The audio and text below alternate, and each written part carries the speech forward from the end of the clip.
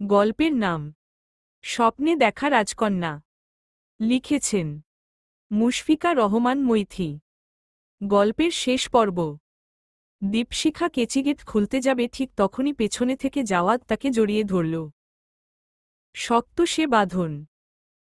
কপাল কাঁধে ঠেকিয়ে কাতর স্বরে বলল, প্লিজ তুমি আমাকে একটি সুযোগ দেও। বলিষ্ঠ বুকে ঠেকে আছে দীপশিখার পিঠ।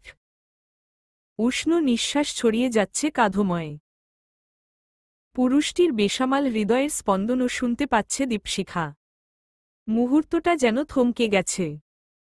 বাতাস থেমে গেছে। গাছের পাতা নড়ছে না। পৃথিবীটাও দাঁড়িয়ে গেছে যেন। দীপশিখার হাত পা অসাড় হয়ে গেল। ভেতরটা অস্থির করে উঠল।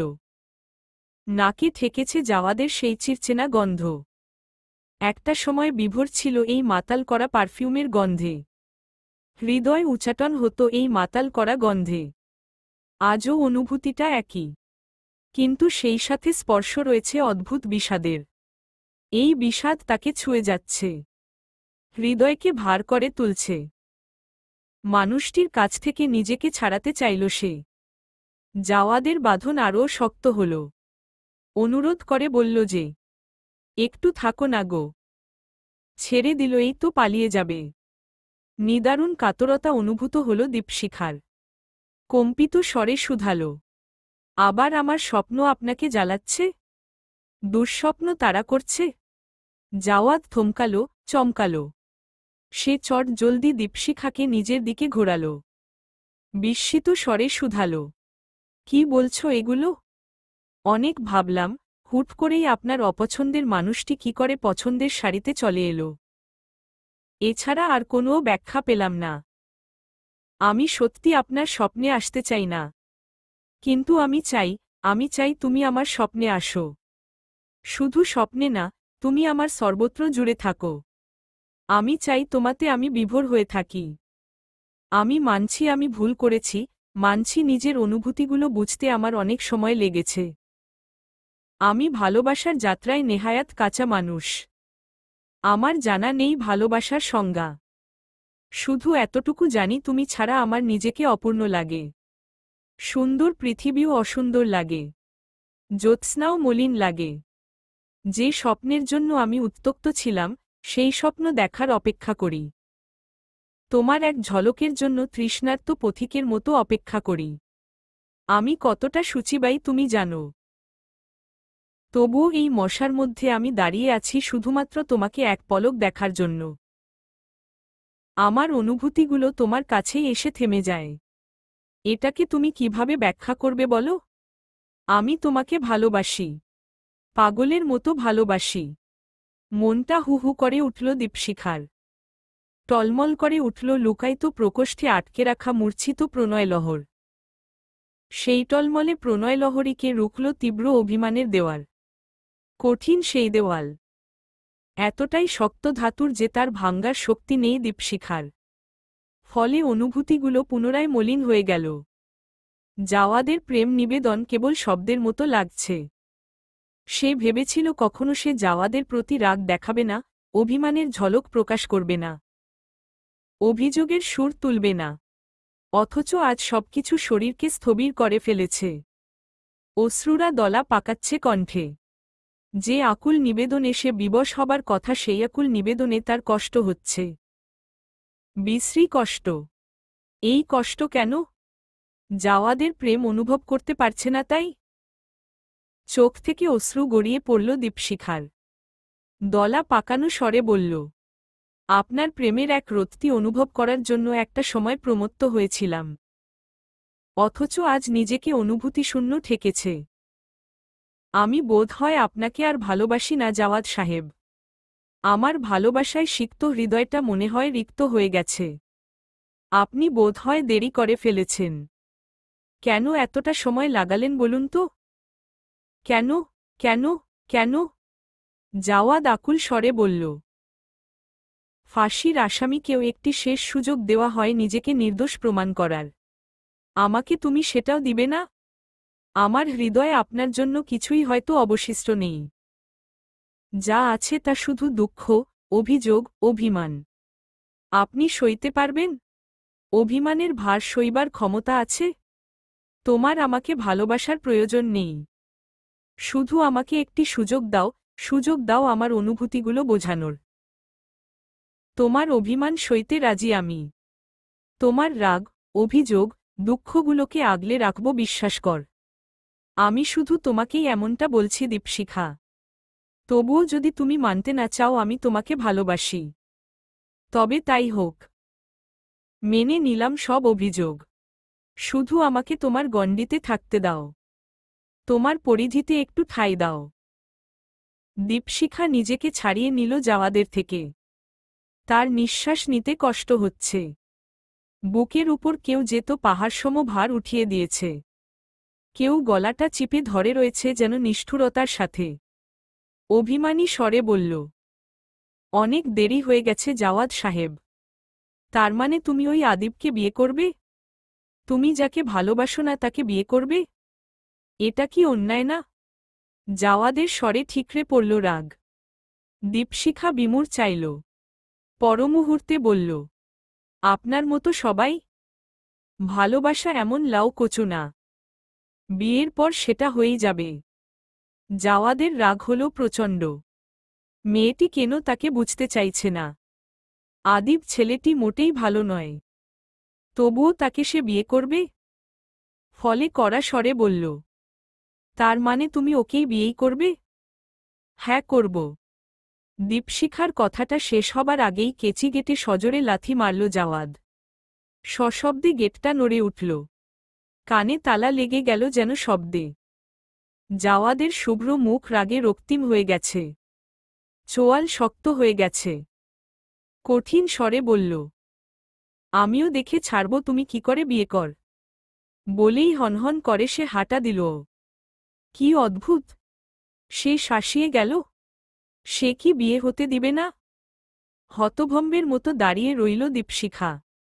প্রচণ্ড খারাপ মেজাজ নিয়ে ঘরে প্রবেশ করল জাওয়াদ। মনটা বিষিয়ে আছে। বিষণ্ণতার ঘন মেঘের মধ্যেই যোগ হয়েছে নিজের অসহায়ত্ব। নিজের উপর রাগ হচ্ছে বেশি।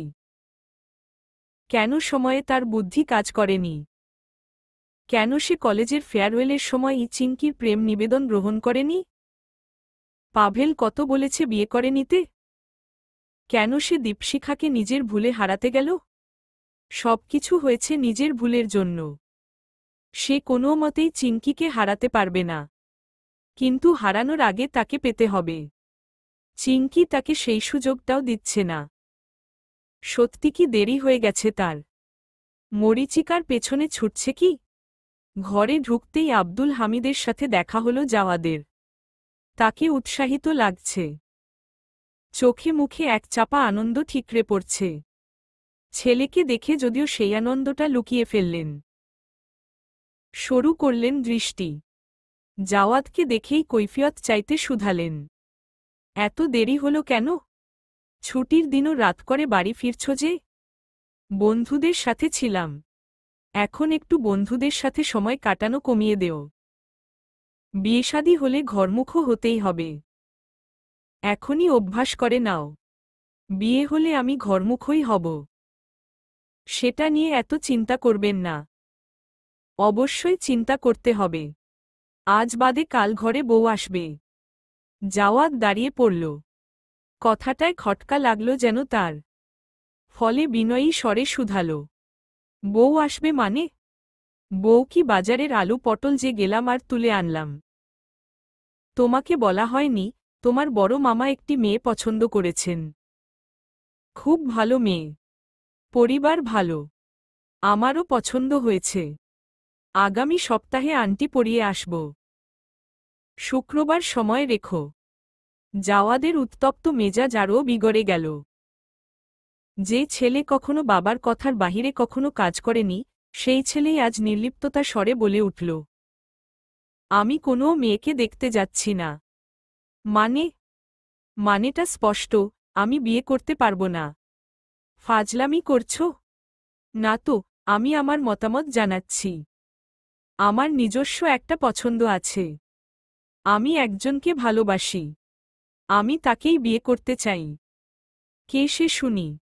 আপনি চিনেন? এটা কি সেই মেয়ে?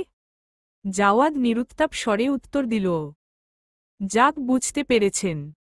জাওয়াদের অবাধ্যতা সহ্য হল না আব্দুল হামিদের। রাশভারী স্বরে হুঙ্কার ছাড়লেন। মানসম্মান কি সব গিলে ফেলেছ? ভুলে গেল মেয়েটা কিভাবে আমাদের অপমান করেছে? আমি কিন্তু ভুলিনি। ছোট্ট একটা মেয়ের জন্য আমার এতদিনের সম্মান সব জলে গেছে। আত্মীয়দের খোঁচামারা কথাগুলো আমার শুনতে হয়েছে। খবরদার, যদি তুমি এমন কিছু চিন্তাও কর, তাহলে আমাকে ক্ষমা করবেন বাবা, কারণ আমি এমন কিছুই চিন্তা করেছি। জাওয়াদের কথায় নিয়ন্ত্রণ হারিয়ে ফেললেন আব্দুল হামিদ। রাগে তিনি কাঁপছেন। শিরাগুলো ফুলে গেছে তার। বৃদ্ধ ঘামছেন ছেলের উদ্ধত আচরণ দেখে। বাবাকে এমন উত্তেজিত দেখেও খুব একটা গা লাগাল না জাওয়াদ। সে ভনিতাহীন স্বরে বলল, মামাকে বলবেন এই ঘটকগিরি ছেড়ে যেন নিজের শিক্ষকতায় মনোনিয়োগ করেন। রিটায়ার হতে তো বেশি সময় নেই। জাওয়াদ, তোমাকে আমি কিন্তু সাবধান করছি। এটা আমার ঘর। আমার ঘরে আমার কথার অমান্য করার স্পর্ধা দেখিও না। জ্যোতি ছুটে বাবাকে শান্ত করার জন্য ব্যস্ত হল। কিন্তু জাওয়াদ নির্বিকার। নির্লিপ্ততা স্বরে বলল, বাবা, আপনার বয়স হয়েছে। এই বয়সে এত জেদ ভালো না। হ্যাঁ, যদি ছেলেবিহীন জীবন কাটানোর সিদ্ধান্তে আপনি অনড় হন আমিও কিছু বলবো না। তবে আমি দীপশিখাকে ছাড়া অন্য কাউকে নিজের জীবনে কল্পনা করতে পারছি না। আব্দুল হামিদ স্থবির চোখে তাকিয়ে রইলেন ছেলের দিকে। ছেলের এমন পরিবর্তন তিনি বিশ্বাস করতে পারছেন না। জাওয়াদকে যতই গালমন্দ করেন তবে তার একটি আত্মবিশ্বাস ছিল ছেলে তার বাধ্য। কিন্তু আজ এমন ব্যবহার সহ্য হচ্ছে না তার। জাওয়াদ নিজের ঘরে গেল। ঘরে প্রবেশ করতেই টেবিলের উপর দেখল ভাড়া ঘড়িটা। ঘড়িটা দেখতেই জ্যোতিকে ডাকল সে। জ্যোতি ভয়ে ভয়ে ঘরে এলো। দেখেছ ভাইয়া, এই ঘড়িটা কে ঠিক করেছে? আমি ঠিক করে এনেছি। যেদিন খুব চেঁচামেচি করেছিলে, তাই ভাবলাম ঠিক করে দেই। সরি, তোমাকে জানাইনি। জাওয়াদ ঘড়িটা হাতে পড়ল। বোনের দিকে তাকিয়ে মৃদু স্বরে বলল, ধন্যবাদ। অফিস শেষ করেই জাওয়াদ নীলক্ষেতের দোকানটিতে গেল। চিঙ্কি দোকানদারকে বলেছিল সে আগামী সপ্তাহে এই দিন আসবে। জাওয়াদ দোকানে বসে রইল কিছু সময়। 1 ঘন্টা কেটে গেলেও চিঙ্কি এলো না। দোকানদার তাকেই শুধাল, ভাইজান আফামনি আইবে না? জাওয়াদ উত্তর দিল না।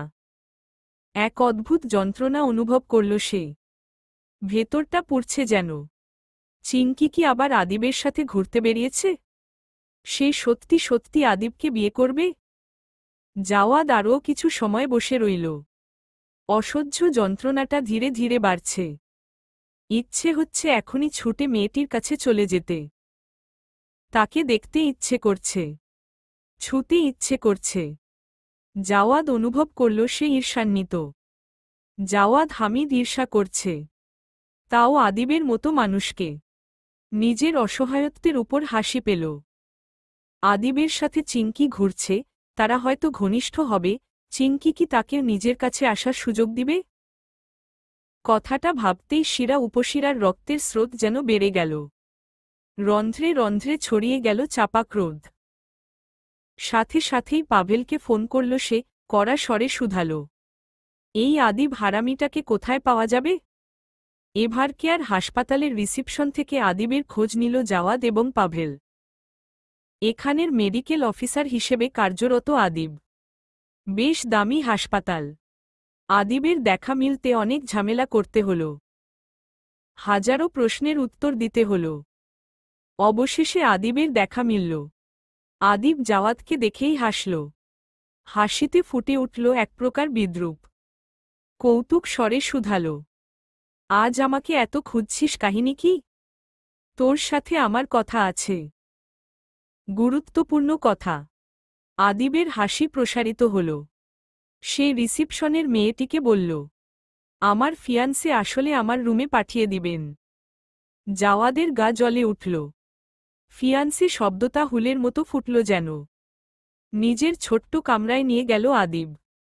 এখানেই সে থাকে। ছোট হলেও বেশ এলাহি ব্যাপার আছে। আদিব আপ্যায়নের স্বরে বলল, কি খাবি? চা না কফি? কিছুই না। আপাতত শুধু তোকে একটা বিষয় স্পষ্ট করতে চাই। কি বিষয়? মেকি কৌতূহল দেখালো আদিব। জাওয়াদ সেটা উপেক্ষা করে বলল, দীপশিখার সাথে বিয়েটা ভেঙ্গে দে। কেন? কারণ দীপশিখা এবং আমি একে অপরকে ভালোবাসি। কিন্তু এমন কিছু তো দীপশিখা আমাকে বলেননি। দেখ, বিয়ের কথা হতেই পারে, কিন্তু সেটা ভেঙ্গে গেছে এটা ধ্রুব সত্যি। দীপশিখা আমাকে বহু আগ থেকেই ভালোবাসে। স্কুল জীবন থেকে। এতদিনের ভালোবাসা দুম করে হাওয়া হয়ে যাবে? ও আমার উপর রেগে আছে, অভিমান করেছে। সে কারণে জেদ করে তোকে বিয়ে করতে চাইছে, কিন্তু বিষয়টা তেমন না। দেখ, আমি তোর কাছে অনুরোধ করছে। দীপশিখাকে আমি খুব ভালোবাসি। আমাদের মধ্যে কাটা হবি না প্লিজ। আদিব স্থির দৃষ্টিতে তাকিয়ে রয়েছে। তার ঠোঁটে এখনো চতুর হাসি। সে বুকে হাত বাঁধল। হাসি অক্ষত রেখেই বলল, জাওয়াদ হামিদ আমার কাছে অনুরোধ করছে। দারুণ দৃশ্য। বেশি ভাব নিস না আদিব। জাওয়াদ নেহায়াত খেলায় পড়েছে। তাই বলে এত দম্ভ করিস না। পাভেল কঠিন স্বরে তাকে সাবধান করল। আদিব তা গায়ে লাগাল না, বরং বিদ্রূপ টেনে বলল, কেমন লাগে জাওয়াদ যখন নিজের প্রেয়সীকে অন্যের সাথে দেখতে? নিশ্চয়ই ভেতরটা জ্বলে যাচ্ছে। আমারও এমন অনুভূতি হতো। তোকে দেখে আমার সত্যি শান্তি লাগছে রে। তুই সেই কলেজের বদলা নিবি আমার সাথে। আদিব কুৎসিতভাবে হাসল। জাওয়াদের মুখোমুখি দাঁড়িয়ে বলল, জাওয়াদ হামিদ যে কিনা সুন্দরী, লাস্যময়ী নারীদের মাঝে ঘিরেছিল, আজ একটা মোটা, বেটে, সাধারণ মেয়ের জন্য আমার সামনে অনুরোধ করছে।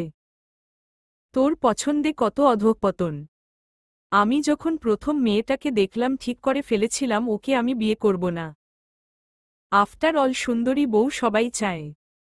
কিন্তু যখন তোকে ওর প্রতি অস্থির হতে দেখলাম তখনই ঠিক করেছি এই মেয়েটাকেই আমি বিয়ে করব। আফটার অল বহু বছর পর শান্তি লাগছে জাওয়াদ হামিদকে হারতে দেখে।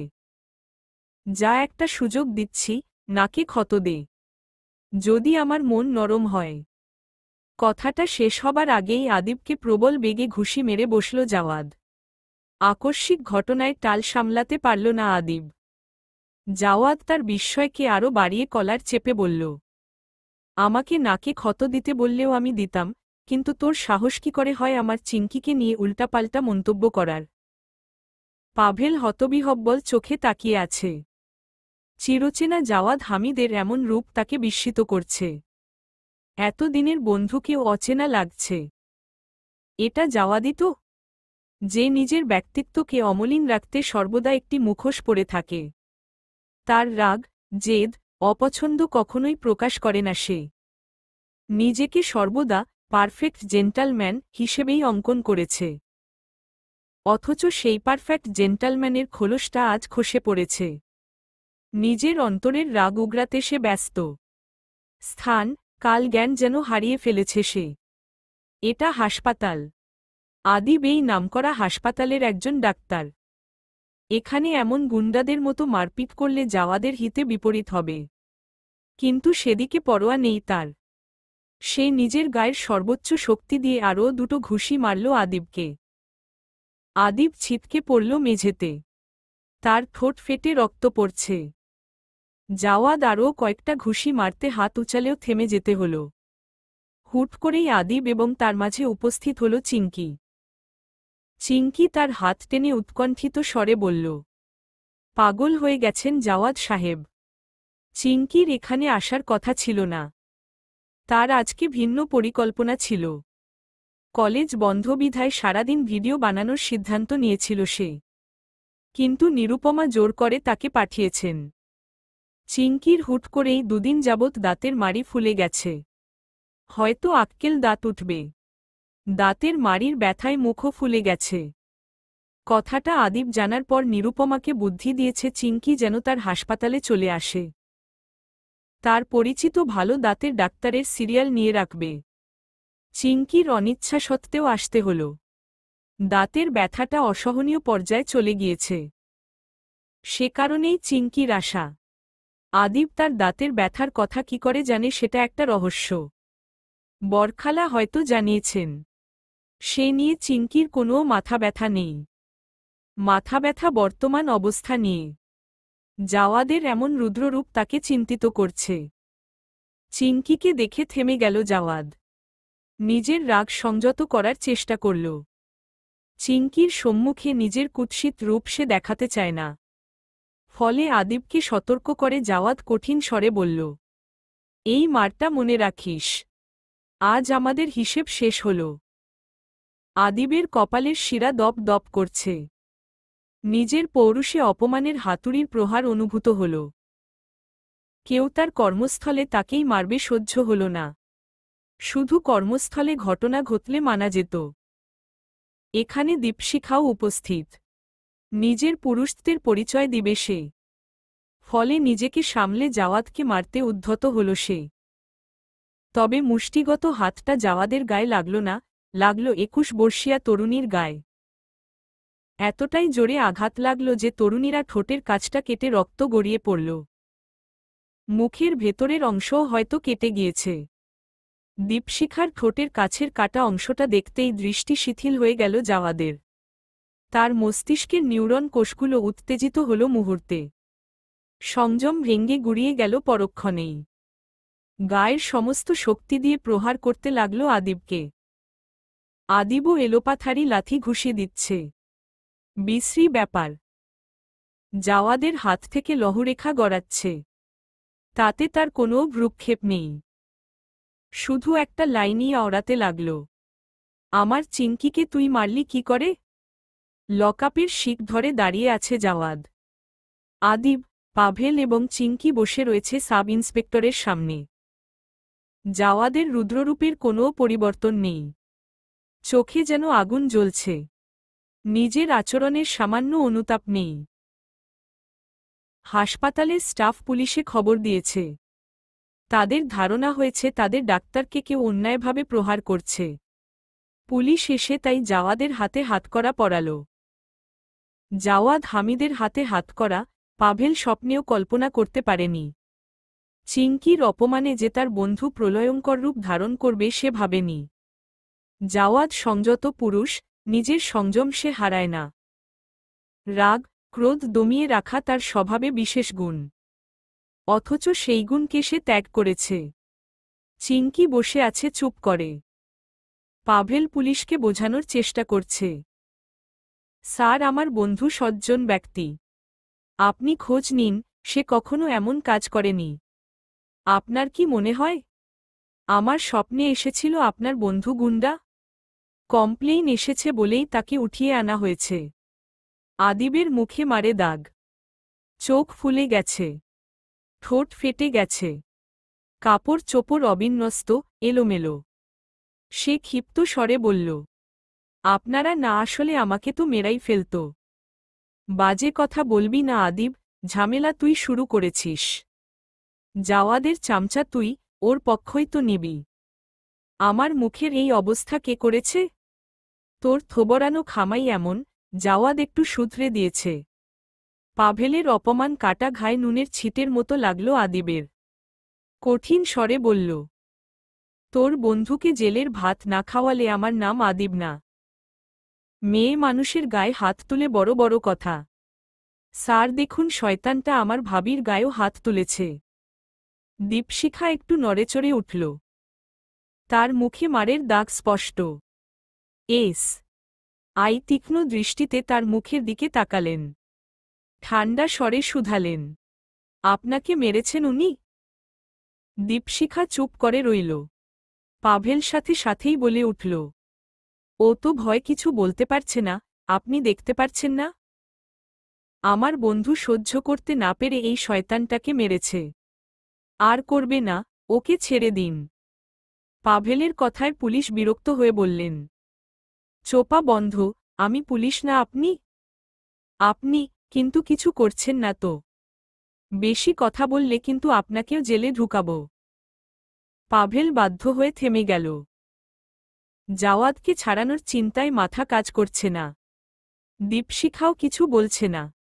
সে চুপ করে বসে রয়েছে। পাভেল দীপশিখাকে অনুরোধ করে বলল, চিঙ্কি, প্লিজ। জাওয়াদকে ছাড়বে না ওরা। কিছু বলো। আমি তো মারতে বলিনি। কিন্তু জাওয়াদ তো তোমার জন্যই হাত তুলেছে। দীপশিখা চুপ করে রইল। পাভেল নিশ্চিত জাওয়াদকে আজ ছাড়বে না। আদিব মোটামুটি প্রস্তুত আর আই করার জন্য। আব্দুল হামিদ সাহেবকে জানানোও মুশকিল। উনি উল্টো পাভেলকে গালমন্দ করবে। এত দ্রুত উকিলের খোঁজ নেওয়াও কঠিন। জাওয়াদ বরাবর যন্ত্রণা বাঁধিয়ে তার কাঁধে তুলে দেয়। আজও তাই ঘটল। তন্মধ্যে একটা অদ্ভুত ঘটনা ঘটল। পরিচিত স্বর কানে এলো। এস আই সাহেব আছেন কেমন? কণ্ঠ অনুসরণ করে পেছনে ফিরল। এস আই সাহেবের চোখমুখ উজ্জ্বল হয়ে গেল মানুষটিকে দেখে। সে চেয়ারই ছেড়ে উঠে দাঁড়িয়ে বিনয়ী স্বরে বললেন, ভালো আছি, আপনি কেমন আছেন বাবা? মানুষটি আর কেউ নয়, পরাবাবা। পরাবাবাকে দেখে পাভেলের মুখ হা হয়ে গেল। এই মানুষের দেখে আবার থানাই পাবে ভাবতে পারেনি। সেদিনের পর পরাবাবা ছাড়া পেয়ে গিয়েছিল বলেই সে জানে। অথচ আবার তাকে থানায় দেখে অবাক হল পাভেল। পরাবাবার সাথে এস আই সাহেবের সখ্যতা অনেক। তিনি পরাবাবাকে দেখতেই একটি গদি চেয়ারের ব্যবস্থা করলেন। বেশি দুধ দিয়ে কড়া চা আনানোর ব্যবস্থা করলেন। এতটা আপ্যায়ন একজন জেলে দিন কাটানো মানুষের জন্য কেন সেটা বুঝতে বাকি রইল না পাভেলের। নিশ্চয়ই ব্যাটা তার ট্রিক্স আর মাইন্ড গেম দিয়ে এই মানুষটিকে নিজের মুরিদ বানিয়েছে। পরাবাবার পক্ষে অসম্ভব কিছু নয়। পরাবাবা একবার জাওয়াদের দিকে তাকালেন। কিছু বললেন না, শুধু হাসলেন। তিনি চা খেলেন। কেকও এনেছিল হাবিলদার, কিন্তু সেটা খেলেন না। পাভেলের মনে হল এটা থানা না, কোনো হোটেল। পরাবাবা কিছু হাবিজাবি কথা বললেন। এস আই তার কথা হ্যাঁ হ্যাঁ করল। যেন তার এই পরামর্শগুলোর উপর এস আইয়ের জীবন আটকে আছে। পরাবাবা পকেট থেকে বের করে কিছু হাবিজাবি এস আইয়ের হাতে দিলেন। তারপর তিনি উঠে বললেন, আসি এস আই সাহেব, আপনার আসার প্রয়োজন ছিল না। আমি বেইলের কাগজটা আপনার আড্ডা থেকেই নিয়ে আসতাম। না না, হাজিরা দেওয়া আমার কর্তব্য। আপনি আপনার দায়িত্ব পালন করুন, আমি আমার। পৃথিবীতে আমরা নিজের দায়িত্বের কাছেই বাধা। হিসেব তো সেটারই দিতে হয়। এস আই নিজে পরাবাবাকে এগিয়ে দিলেন থানার বাহির অবধি। এসে কিছুক্ষণ গম্ভীর মুখে বসে রইলেন। তারপর হাবিলদারকে বললেন, ছেড়ে দেও ওই ছেলেকে। আদিব অনেক চেঁচামেচি করলেও অবশেষে ওয়ার্নিং পেয়ে ছাড়া পেল জাওয়াদ। পাভেল স্বাক্ষর করল বন্ধুর হয়ে। মুখ খিচিয়ে বলল, একমাত্র আমার জ্যোতির জন্য আজ তোর দায়ভার নিলাম। এরপর কোনো ঝামেলায় জড়ালে আমি তোকে চিনি না, তুই আমাকে চিনিস না। থানা থেকে বের হয়ে চিঙ্কিকে কোথাও দেখতে পেল না জাওয়াদ। মেয়েটি কি চলে গেল? চিঙ্কির সামনে নিজের এমন কুৎসিত রূপটাকে দেখানোর ইচ্ছে কখনোই ছিল না জাওয়াদের। জাওয়াদ কবে থেকে এতটা বেসামাল হল? কবে থেকে সে নিজের উপর নিয়ন্ত্রণ হারিয়ে ফেলল? হয়তো এবারও নিয়ন্ত্রণ হারা হতো না যদি না এখানে দীপশিখা জড়িত থাকত। দীপশিখার ব্যাপার আসলেই জাওয়াদ বিচক্ষণতার সাথে ভাবতেই ভুলে যায়। চোখ বুজে দীর্ঘশ্বাস ফেলল সে। হতাশ লাগছে তার। দীপশিখা তাকে হয়তো নিকৃষ্টদের তালিকায় ফেলে দিল। চৈত্রের বাতাসে আজ বিষণ্ণতা। মনটা খা খা করছে। ঠিক তখনই খেয়াল করল দীপশিখা তার দিকে ছুটে আসছে। হাতে একটা পলিথিনের ব্যাগ। দীপশিখা জাওয়াদের দিকে ব্যাগটা এগিয়ে দিয়ে শান্ত স্বরে বলল, ঔষধ লাগিয়ে নিবেন, ইনফেকশন হবে। গালের একপাশটা লাল হয়ে আছে দীপশিখার। ঠোঁটের পাশটায় রক্ত জমে কালো হয়ে গিয়েছে। জাওয়াদের ভেতরটা হু হু করে উঠল। ছুতে চাইল কিন্তু দীপশিখা মুখ সরিয়ে নিল। জাওয়াদ তখন অপরাধী স্বরে বলল, সরি, আজকে আমার এমন রূপ তোমাকে দেখতে হয়েছে। তখন মাথাটা গরম হয়ে গিয়েছিল। আদিবের মুখে তোমার নামের কথাগুলো সহ্য হয়নি আমার। জাওয়াদ সাহেব, আমার মনে হয় আমাদের আর দেখা না হওয়াই ভালো। আমার জন্য আপনি ঝামেলায় কেন ফেলছেন নিজেকে? আমার আর আপনার পথ আলাদা। সত্যিটা মেনে নিন। বলেই পা আগাতে নিলেই হাত টেনে ধরল জাওয়াদ। কাতর স্বরে বলল, আমাকে একটা সুযোগ নেওয়া যায় না চিঙ্কি? আমি তোমার অপরাধী, আমি তো মাথা পেতে নিয়েছি। দীপশিখা চুপ করে রইল। জাওয়াদ তার হাতজোড়া নিজের হাতের ফাঁকে রেখে বলল, বেশ, তবে আমি তোমার থেকে শুধু একটা দিন চাই। আমাকে একটা দিন দাও তোমার জীবনের। তারপর আর কখনো কিছু চাইব না। আগামী 5 তারিখ তুমি আমাকে দেও। এরপর যদি তোমার মনে হয় আমার ভালোবাসা মেকি, তবে আমি আর কখনো তোমাকে মুখ দেখাব না। আমাকে বাসায় যেতে হবে। তুমি যদি আমাকে হ্যাঁ না বলো আমি তোমাকে ছাড়ছি না। দীপশিখা বুঝতে পারল না কি বলা উচিত। এদিকে নিরুপমা ফোন করছে, তার বাড়ি ফেরা জরুরি। সে হাত ছাড়িয়ে বলল, আমাকে বাসায় যেতে হবে। দীপশিখাকে বাসায় পৌঁছে দিল জাওয়াদ। কেচিগেট দিয়ে যখন সে বাসায় প্রবেশ করছিল জাওয়াদ পেছনে থেকে বলল, আমি 5 তারিখ তোমার জন্য অপেক্ষা করব তোমার ভার্সিটির গেটে ঠিক 4টে নাগাদ। দীপশিখা ফিরে চাইল। মৃদু হেসে বলল, আসছি। দীপশিখার কলেজের গেটের বাহিরে দাঁড়িয়ে আছে জাওয়াদ। আজ তার জন্মদিন। সে আজকে নিজের মনের কথা ব্যক্ত করে প্রেম নিবেদন করবে দীপশিখাকে। অনেকটা ফিল্মি স্টাইলেই ব্যাপারটা ঘটবে। পরিকল্পনা তেমনই। একটি রেস্টুরেন্টের ছাদ ভাড়া করেছে সে। পাভেল এবং জ্যোতি অপেক্ষা করছে। দীপশিখার ক্লাস শেষ হবার সময় হয়ে এসেছে। ঘড়ির ছোট কাঁটা 4টেতে পৌঁছাতেই সে ফোন করল দীপশিখাকে। কিন্তু অপর পাশ থেকে শুনতে পেল, কাঙ্ক্ষিত নম্বরটিতে সংযোগ প্রদান করা সম্ভব হচ্ছে না। পরমুহূর্তেই জাওয়াদের খেয়াল হল চিঙ্কি তাকে ব্লক করে রেখেছে। জাওয়াদ কোনোভাবেই তার সাথে যোগাযোগ করতে পারবে না। দীর্ঘশ্বাস ফেলল সে। উপায়ন্তর না পেয়ে ভার্সিটিতে খোঁজ নেবার সিদ্ধান্ত নিল। ইংলিশ ডিপার্টমেন্ট খুঁজতে সময় লাগল জাওয়াদের। ডিপার্টমেন্টে যেয়ে খুব ঝামেলায় পড়ল। চিঙ্কির কোনো বান্ধবীকে সে চিনে না। অবশেষে একটি মেয়েকে দেখতে পেল। মেয়েটিকে সে পিঠা উৎসবের সময় দেখেছিল। তাই তার কাছে যেয়ে শুধাল, আপনি ইংলিশ ডিপার্টমেন্টের 3rd ইয়ারে না? হ্যাঁ। দীপশিখা কবিরকে চিনেন? জি চিনি। ও এখন কোথায় আছে বলতে পারবেন? কিভাবে বলবো বলুন? সে তো 2 দিন ধরেই ক্যাম্পাসে আসে না। জাওয়াদের মাথায় বজ্রাঘাত হল। চিঙ্কি ক্যাম্পাসে আসেনি? প্রথম যে চিন্তা মস্তিষ্কে হানা দিল তা হল আদিবের সাথে বিয়ের ভয়ঙ্কর চিন্তা। মাথা ফাঁকা লাগছে। কি করবে বুঝতে পারছে না। পাভেল ফোন করছে। কর্কশ ধ্বনিতে বিরক্তি বাড়ল। ফোন কেটে দিল জাওয়াদ। এখন ঘড়িতে 4:30 বাজে। সে কি একবার দীপশিখার বাসায় যাবে?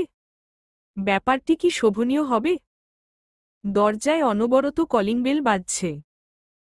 ওপাশের মানুষটির ধৈর্যের বড় অভাব। সে 1 মিনিটের মধ্যে 3 বার বেল চাপল। তরঙ্গিনী দরজা খুলতেই থতমত খেয়ে গেল।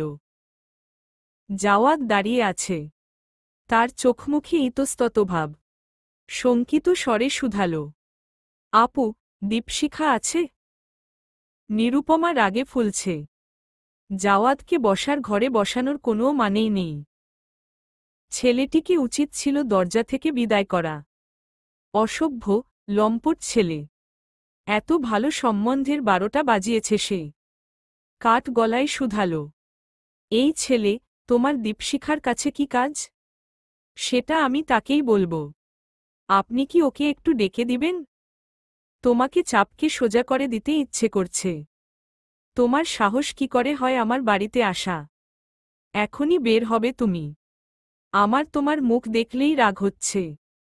তোমার বাবা বলেছিলেন আমার মেয়ের থেকে অনেক ভালো মেয়ের সাথে বিয়ে দিবেন। কি মেয়ে পাচ্ছেন না নাকি? তাই আমার মেয়ের পেছনে ঘুরঘুর করছ? জাওয়াদ চুপ করে বসে রইল। চিঙ্কির মার রাগ অন্যায় নয়। বিয়ে ভাঙ্গার দিন বাবার সাথে খুব কথা কাটাকাটি হয়েছিল। জাওয়াদ অসহায় স্বরে বলল, আন্টি, আপনার অনেক রাগ জমে আছে আমার উপর। আমি সেজন্য হাত জোর করে ক্ষমা চাইছি। শুধু দীপশিখাকে একটু ডেকে দিন প্লিজ। এবার অপর সোফায় শান্তচিত্তে বসে থাকা মোস্তফা সাহেব মুখ খুললেন। জাওয়াদকে ঘরে ঢুকার অনুমতি তিনিই দিয়েছেন। এতটা সময় তিনি ছিলেন মৌন। গম্ভীর স্বরে তিনি বললেন, চিঙ্কি মা তো বাসায় নেই। সে এই শহর ছেড়ে চলে গেছে। মানেটা খুব সোজা। সে তোমার ভালোবাসা থেকে পালিয়ে যেতে চায়। তোমার ভালোবাসা তাকে কষ্ট দিচ্ছে, এলোমেলো করে দিচ্ছে। জাওয়াদ থমকাল। অস্পষ্ট স্বরে শুধাল, আমি একটা শেষ সুযোগও পাব না? মোস্তফা কবির দাঁড়ালেন। জাওয়াদের কাঁধ চাপড়ে বলল, ভালোবাসার পরীক্ষা অনেক কঠিন জাওয়াদ। মুখে মুখে ভালোবাসি বললেই ভালোবাসা জাহির করা হয় না, প্রমাণ দিতে হয়। ব্রহ্মপুত্র এক্সপ্রেসের বগিত একটি জানালা থেকে মুখ বের করে আছে দীপশিখা। তার বিষণ্ণ চোখ দেখছে প্ল্যাটফর্মের ট্রেন ধরতে ব্যস্ত যাত্রীদের দৌড়ঝাঁপ। দিনের আলো শুষে এসেছে। সন্ধে নেমেছে। একটু পর আধারে ঢেকে যাবে ধরণী। মিনিট 20 মধ্যে ট্রেন ছাড়বে। গন্তব্য দেওয়ান বাজার। দীপশিখাও এই শহরের অশান্তিগুলোকে পরিত্যাগ করে রওনা হবে নয়া ফুপুর কাছে। দীপশিখার নয়া ফুপু থাকেন সেখানে। তিনি বিয়েতে আসতে পারেননি। বিয়ের 1 সপ্তাহ আগে সিঁড়ি থেকে পড়ে পা ভেঙে ফেলেছিলেন। আত্মীয়দের মধ্যে এই নারীকেই দীপশিখার খুব ভালো লাগে। ভদ্রমহিলা, বিধবা এবং নিঃসন্তান। বিয়ের 2.5 বছরের মধ্যে জটিল ব্যাধিতে পরলোক গমন করেন তার স্বামী। তিনি তখন 23-এর তরুণী। পরিবার বিয়ের জন্য হন্তদন্ত করতে থাকে, কিন্তু তিনি সিদ্ধান্তে অনড়। বিয়ে তিনি করবেন না। তার একটাই কথা, আমার স্বামী স্বল্পদিনে আমাকে যে ভালোবাসা দিয়েছেন তা আমি চিরটাকাল বুকে আগলে রাখতে পারব। বুকেই আগলে রেখেছে সে। দীপশিখাও নয়া ফুপুর মতো এমন ভালোবাসা চেয়েছিল। কতটা ভাগ্যবান সেই নারী, সেই ক্ষুদ্র সময়ের ভালোবাসাটা কতটা পরিপূর্ণ ছিল যে হৃদয় তৃপ্ত হয়ে আছে এখনো। দীপশিখা দীর্ঘশ্বাস ফেলল। এই শহরের সমীরণও তিক্ত লাগছে। শহর ছেড়ে দিল হয়তো যন্ত্রণা থেকে অবশেষে মুক্তি পাবে। সে চায় না জাওয়াদের মুখোমুখি হতে। তার মনে হচ্ছে সে জোর করে নিজের হৃদয়ের উপর অত্যাচার করছে। কারণ জাওয়াদের চোখে নিজের জন্য স্বচ্ছ ভালোবাসাকে কত সময় প্রত্যাখ্যান করা যায়। তার কথা, কাজ প্রচণ্ডভাবে দুর্বল করে দিচ্ছে হৃদয়কে। নিজের অনড় সিদ্ধান্ত নড়বড়ে হয়ে যাচ্ছে। দীপশিখা এলোমেলো হয়ে যাচ্ছে। আবার কষ্ট সহ্য করার সাহস নেই তার। তাই এক প্রকার পালাতে চায় সে। উপরন্তু আদিব নামক ব্যক্তির জন্য বাসায় কম ঝামেলা হয়নি। সেদিন বাসায় ফিরতেই মায়ের প্রশ্নের মুখোমুখি হতে হয়েছে। আদিব থানায় সুবিধা না করতে পেরে বরখালাকে সব জানিয়েছে। বরখালা কেমন মানুষ সেটা দীপশিখার ভালো করেই জানা। শব্দ দিয়ে চাবুক মারেন তিনি। হয়তো সেই চাবুকের প্রহার নিরুপমাকে সহ্য করতে হয়েছে। তাই বাসায় যেতেই কঠিন স্বরে তিনি প্রশ্ন করেন, ওই ছেলের সাথে তোমার এখনো যোগাযোগ আছে দীপশিখা? দীপশিখা আশা করেছিল মা তার মুখের আঘাতের কথা শুধাবে। কিন্তু এমনটা হল না। নিরুপমা তীব্র অপ্রসন্নতা প্রকাশ করে বলল, তুমি তো এতটা নির্বোধ ছিলে না দীপশিখা। আমি তো ভাবতেই পারছি না তুমি ওই লোফারটার সাথে যোগাযোগ রেখেছ। আদিবকে সে তার হাসপাতালে যেয়ে মেরেছে। রোমিও হয়েছে সে। তোমার সমস্যা ছিল বলেই বিয়েটা ভেঙেছে। এখন এসব ঢঙের কি মানে? উত্তর দিচ্ছ না কেন? জানো আদিব তোমার বরখালাকে ফোন করে কি বলেছে? তোমার নামে কি বলেছে জানো? তুমি এত বেককলের মতো কাজ কি করে করলে? দীপশিখা মায়ের দিকে বিষণ্ণ দৃষ্টিতে তাকিয়ে রইল। তারপর খুব শান্ত স্বরে বলল, আমি আদিব সাহেবকে বিয়ে করব না। আমি কাউকেই বিয়ে করব না মা। আমার জীবনে অশান্তির অভাব নেই। অন্তত তুমি আর অশান্তি বাড়িও না। আমি তো মানুষ। আর তোমার অন্যের ছেলের কথা ভাবার আগে নিজের মেয়ের দিকে তাকানো উচিত ছিল না? নিরুপমা থমকালেন। এখন তার চোখে বাঁধল দীপশিখার ঠোঁটের কালচে রক্তের দাগ। অস্থির হয়ে বললেন, কি করে হল? এটা আদিব সাহেব নিশ্চয়ই বড় খালাকে জানাননি? থাক, বাদ দেও। বলেই এলোমেলো পা বাড়াল নিজের ঘরের দিকে। বাথরুমে ঢুকল। 1 ঘণ্টা ঝর্ণার নিচে দাঁড়িয়ে থাকল। নিজেকে গোছালো নিপুণভাবে। একটা কঠিন সিদ্ধান্ত নিল সে। কঠিন সিদ্ধান্ত নেবার পূর্বে মন দুর্বল থাকে। দীপশিখার হৃদয় এখন দুর্বল। তাই সময় নিল মনকে শক্ত করতে। রাতে খাবারের পর মোস্তফা বারান্দার আরাম কেদারায় বসেছিলেন। কোলে একটা বই। বইটির নাম হোয়াট ইফ। বলল, serious scientific answers to absurd hypothetical questions.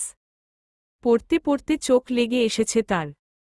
ঠিক তখনই দরজায় কড়া নাড়ল দীপশিখা। মৃদু স্বরে বলল, বাবা আসব? মোস্তফা চোখ মেলল। ঠোঁটে মিষ্টি হাসি উদিত হল। আহ্লাদি স্বরে বললেন, আয় মা। তুমি ঘুমাচ্ছিলে নাকি? না তো, চোখ বন্ধ করে ভাবছিলাম। তোমার মা তো রাগে ফেপে আছেন, বলেছেন তিনি খাবেন না। তার ক্রোধের কালবৈশাখী কি করে থামানো যায় ভাবছিলাম। কিছু বলবি মা? তুমি আমাকে জিজ্ঞেস করলে না আমি কেন জাওয়াদ সাহেবের সাথে যোগাযোগ করি? আমি তোকে চিনি। তাই আমি জানি তুমি নিজ থেকেই আমাকে বলবে। দীপশিখা চুপ করে রইল কিছু সময়। তারপর বিষণ্ণ স্বরে বলল, জাওয়াদ সাহেব আমাকে ভালোবাসেন বাবা। উনি আমার কাছে সুযোগ চান। তুই কি চাস? আমি জানি না বাবা। আমি সত্যি জানি না। আমার সবকিছু অসহ্য লাগছে বাবা। এই শহর, এই শহরের আকাশ, এই শহরের বৃষ্টি, এই শহরের জ্যোৎস্না সব অসহ্য লাগছে। আমি পালাতে চাই বাবা। আমি সবকিছু থেকে মুক্তি চাই। পালিয়ে যাবে? আমার সবকিছু এলোমেলো লাগছে বাবা। অনুভূতির জাতাকলে আমি ক্লান্ত হয়ে গেছি। আমার দুদণ্ড শান্তি চাই। মোস্তফা হাসলেন। রহস্যময়ী হাসি। অতঃপর মৃদু স্বরে বললেন, তুমি একটু তোমার নয়া ফুপুর কাছে ঘুরে আসো। দেখবে ভালো লাগবে। বাবা তৎকালে টিকিট কেটেছেন। তাই এসি বা বার্থের সিট পাননি। দীপশিখার অসুবিধা হচ্ছে না। তার পাশে এক বৃদ্ধ মহিলা বসা। মহিলার সাথে একটি চটের ব্যাগ। ব্যাগটাকে কোলে নিয়ে বসে আছেন।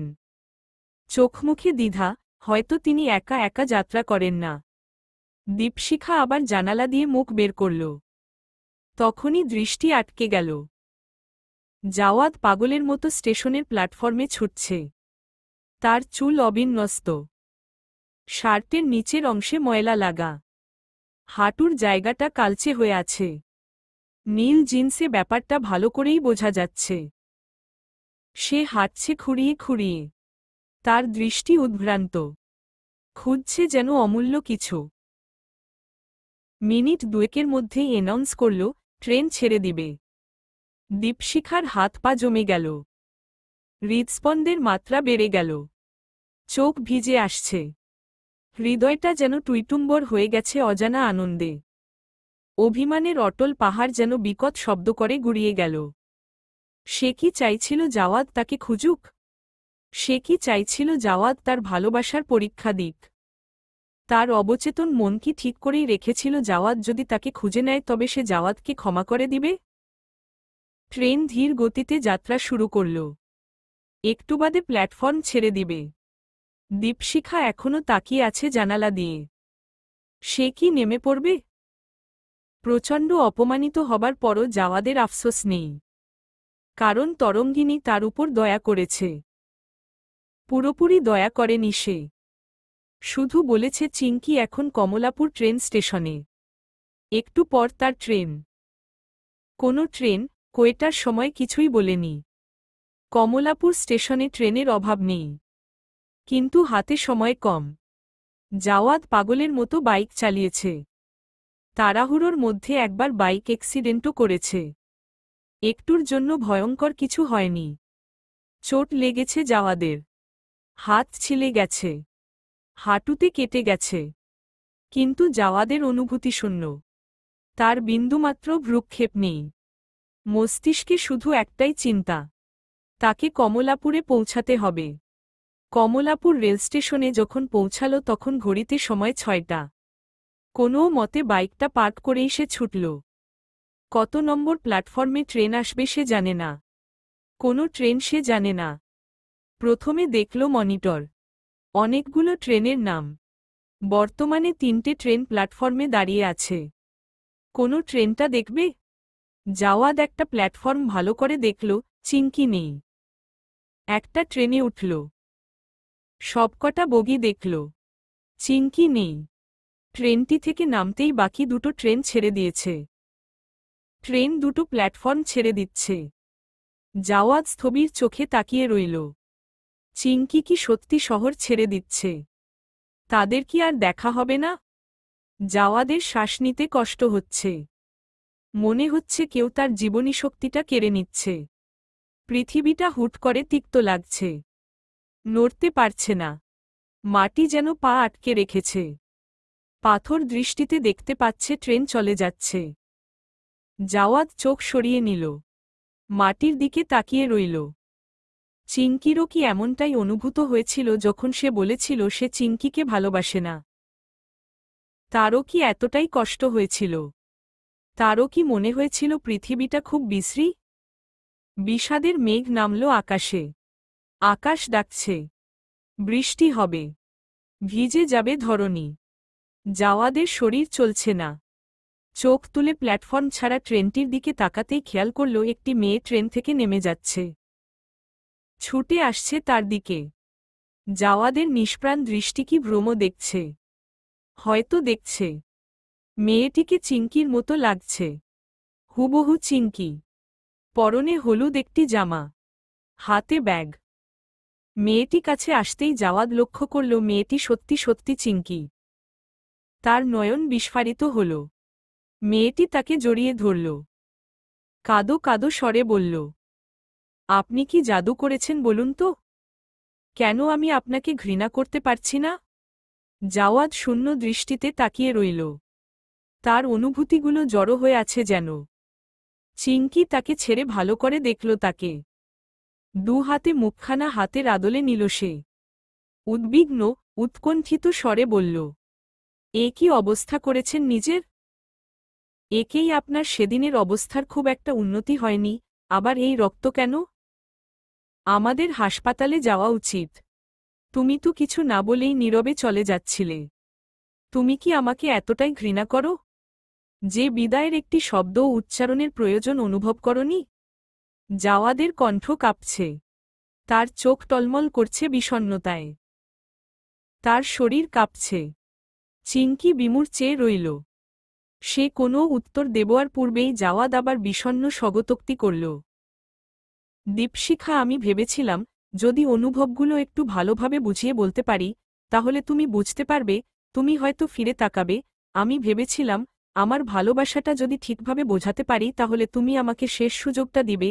যদি নিজের অনুভূতিগুলো একটু ভালোভাবে বুঝিয়ে বলতে পারি, তাহলে তুমি একদিন ঠিক বুঝবে। একদিন ঠিক মেনে নেবে আমার ভালোবাসা, আমার অপেক্ষা। আমি জানতাম না কতটা সময় লাগবে, তবু বিশ্বাস করেছিলাম একদিন সব ঠিক হয়ে যাবে।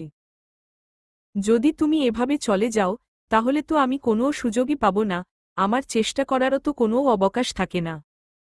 আমার হৃদয় একটা শেষ সুযোগ পাবারও যোগ্য নয়? কথাটা বলতে বলতেই তার চোখ ভিজে এলো। কণ্ঠে দলা পাকিয়ে গেল। থামল একটুক্ষণ।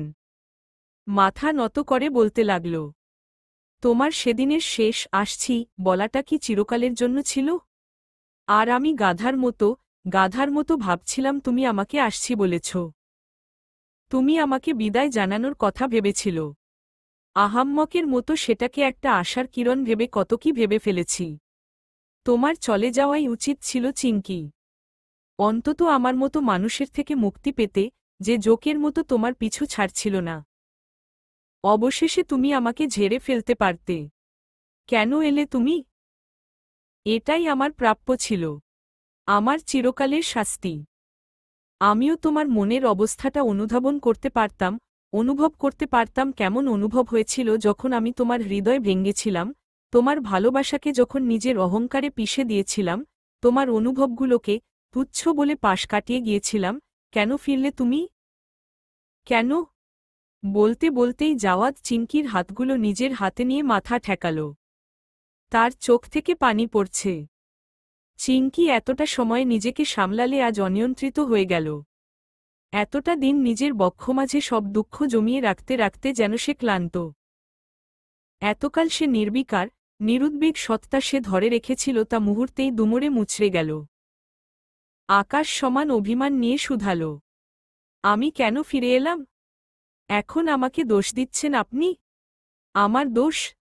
সব দোষ আপনার। আপনি বলেছিলেন আপনি আমাকে ভালোবাসেন না, অথচ পরদিন বললেন আমাকে ভালোবাসেন। কি ভেবেছেন আমাকে?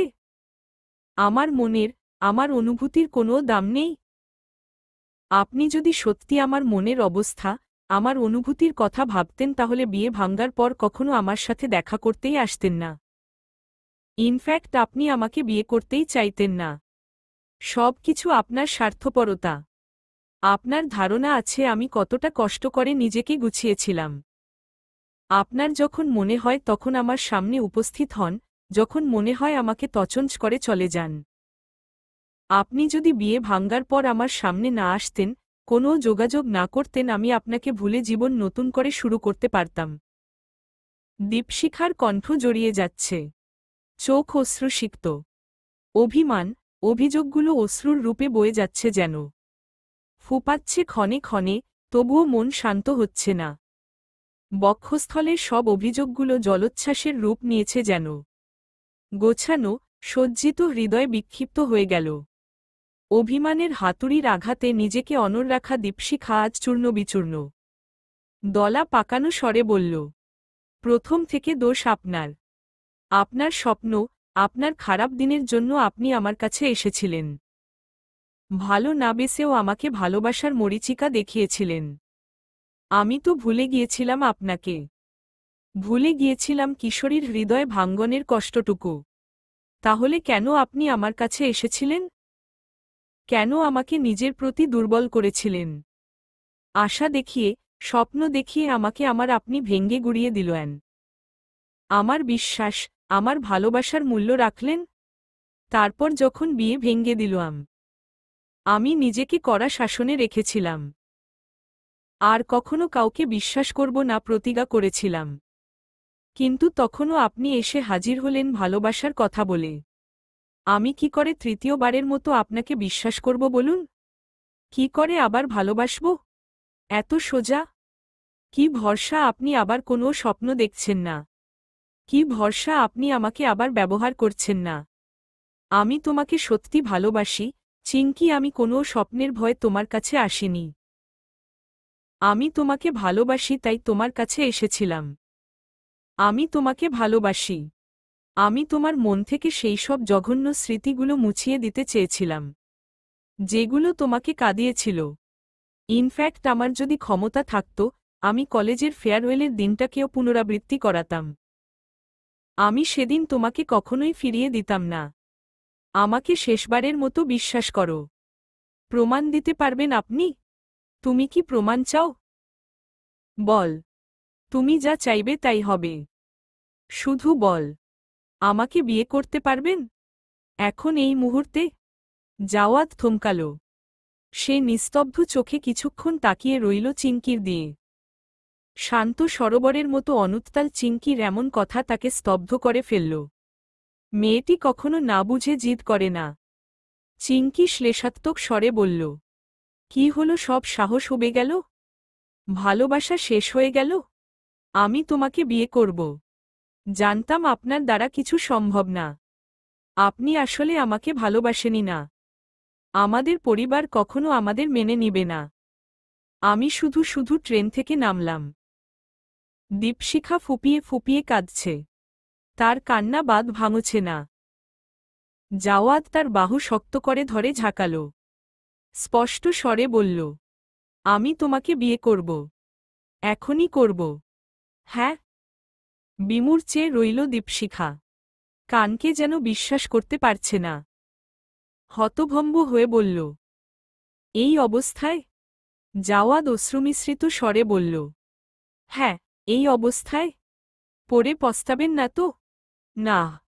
স্বপ্নে আমাকে দেখে আপনার অবস্থা বেহালাল, বিয়ের পরও যদি তাই হয়। তুমি আমার সৌভাগ্য চিঙ্কি। তোমার স্বপ্ন দেখার জন্য আমি কাতর হয়ে থাকি।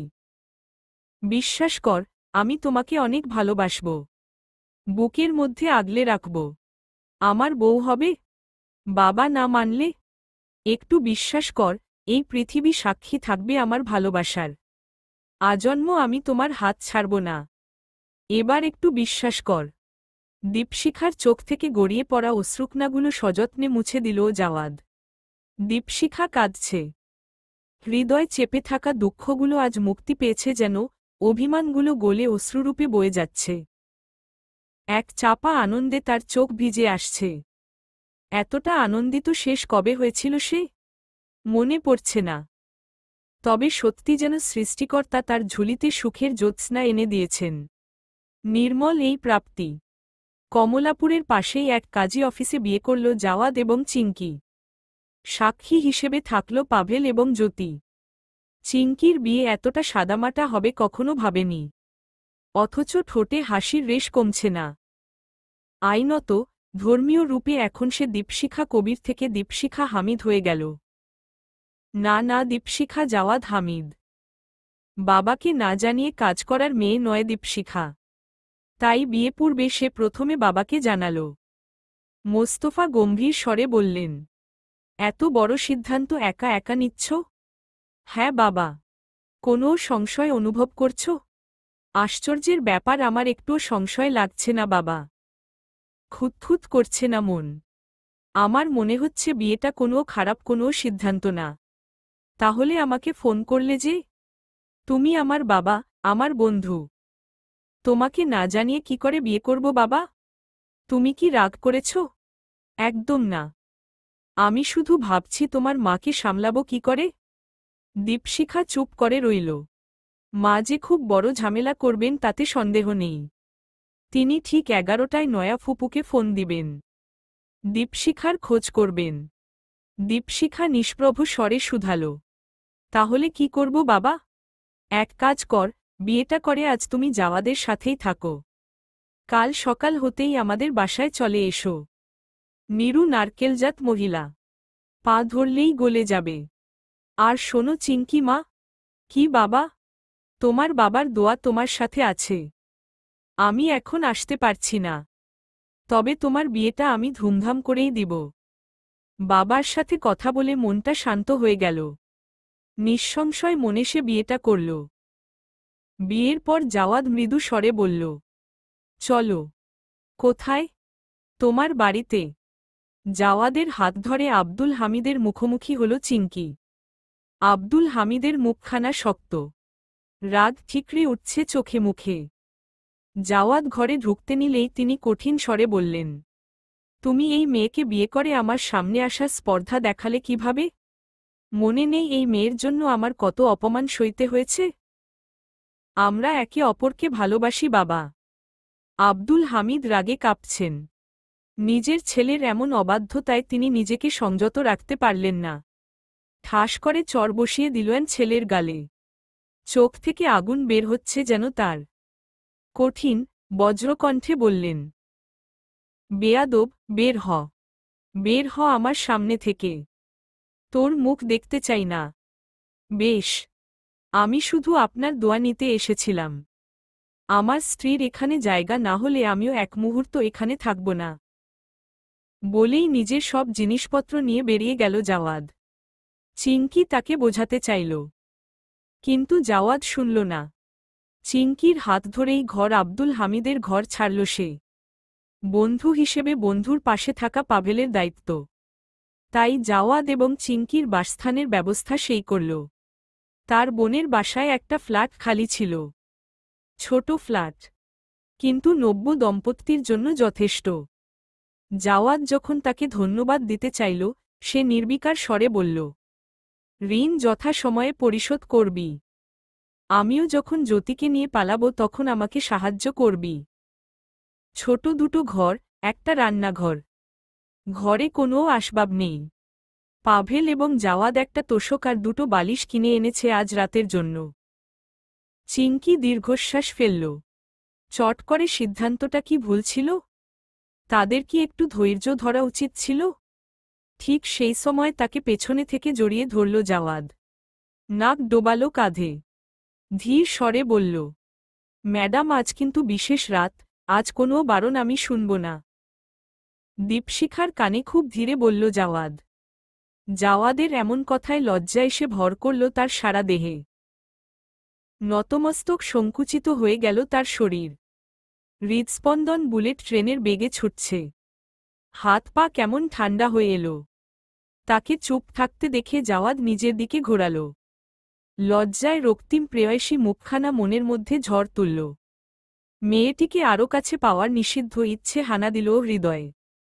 সমুদ্রের বিশাল ঢেউয়ের ন্যায় হৃদয়ের তটেও হানা দিল তীব্র প্রেম।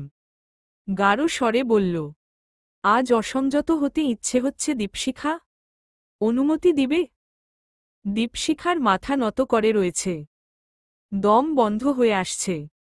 বেসামাল পুরুষালী নয়ন তাকে দেখছে। দৃষ্টির এক মুহূর্তের টলমলতা যেন ভেঙে দিল সময়ের ভারসাম্য। আচমকা জেগে উঠল সেই ইচ্ছে, যাকে এতদিন আটকে রাখা হয়েছিল বিবেকের পর্দায়। দীপশিখাকে কাছে টেনে আনল সে। ভীরু নয়, নির্জনে গোপন কোনো অভিপ্রায় নয়, সরাসরি। অধরে ছুঁয়ে গেল অধর। দীপশিখার ঠোঁটে এক বিন্দু কাঁপুনি, চোখের কোণে জল চিকচিক করে উঠল।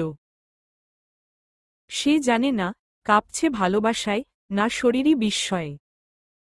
বাতাস থেমে গিয়ে যেন আবার চলতে শুরু করেছে একটু জোরে। উঁচু গাছটার ডালে বসা একজোড়া পাখি, যারা হয়তো এখন চোখ নামিয়ে নিচ্ছে লজ্জায়। মানুষদের অনুভূতি বোঝে তারা, তাদের পক্ষেই তো সম্ভব এমন মৃদু সহমর্মিতা। জাওয়াদ তাকিয়ে আছে দীপশিখার মুখের দিকে। চোখে একরাশ মুগ্ধতা। দীপশিখা কিছু বলছে না, শুধু নিঃশ্বাস ফেলছে ঘন ঘন। হয়তো নিজেকেই সামলে নিচ্ছে ভেতরে ভেতরে। তার মুখে কিছু নেই, তবে তার ভেতরে বয়ে চলেছে এক প্রকার ঝড়। হঠাৎ জাওয়াদ প্রশ্ন করল, নরম স্বরে, তাকাবে না দীপশিখা? প্রশ্নটা যেন হাওয়ায় মিশে যায়, কিন্তু সাড়া আসে না। দীপশিখা তাকায় না, কেবল চুপচাপ দাঁড়িয়ে আছে। নিজেকে সামলে রাখার এক অদ্ভুত নিষ্ফল প্রচেষ্টায়। জাওয়াদ আবার বলে, আগের মতোই ধীর ভঙ্গিতে, তাকাও তো একবার। দেখি আমার প্রণয়িনীকে আমার প্রণয়রঙ্গে কেমন লাগছে। দীপশিখা চোখ তোলে না পুরোপুরি, তবে আর চোখে দেখে নেয় এক ঝলক। জাওয়াদের ক্লান্ত, জীর্ণ মুখখানা যেন আলোয় ঝলসে উঠছে। অদ্ভুত এক আকর্ষণ, চোখে প্রশ্রয়, আর সদ্য পরিচিত ভালোবাসা। সে পলক ফেলছে না। দীপশিখার মনে হয়, লোকটাকে হয়তো তাকে আজই প্রথম দেখছে। তবে এত গভীরভাবে কি তাকে কখনো দেখেছে সে? অন্তর্গত স্বীকারোক্তি দীপশিখার মনে নিজের মতো করে গুঞ্জরিত হয়। আপনি খুবই বেপরোয়া, জাওয়াদ সাহেব। প্রচণ্ড অসভ্য একজন প্রেমিক। আকাশে মেঘ জমেছে। ধীর গতিতে শীতল বায়ু প্রবেশ করছে খোলা বারান্দা দিয়ে। ধীর গতিতে চলছে সদ্য কেনা চার্জার ফ্যানটা। ঘরে আলো নেই। মাত্রই কারেন্ট গিয়েছে। নতুন ঘরের জন্য অনেক কিছু কিনতে হবে। মাথার নিচে হাত দিয়ে শুয়ে আছে জাওয়াদ। তার বুকের মধ্যিখানে জোড়সড় হয়ে মিশে আছে দীপশিখা। জাওয়াদ তাকে আগলে ধরে রয়েছে। পাশ ফিরে একবার স্ত্রীর মুখখানা দেখল। চাঁদের রূপালী স্নিগ্ধ আলোতে দীপশিখাকে অসম্ভব মায়াবী লাগছে। বুকের মধ্যখানটা নড়েচড়ে উঠল। মেয়েটি তার আলিঙ্গনে, অথচ মনে হচ্ছে যে ভেতরটা এখনো খালি।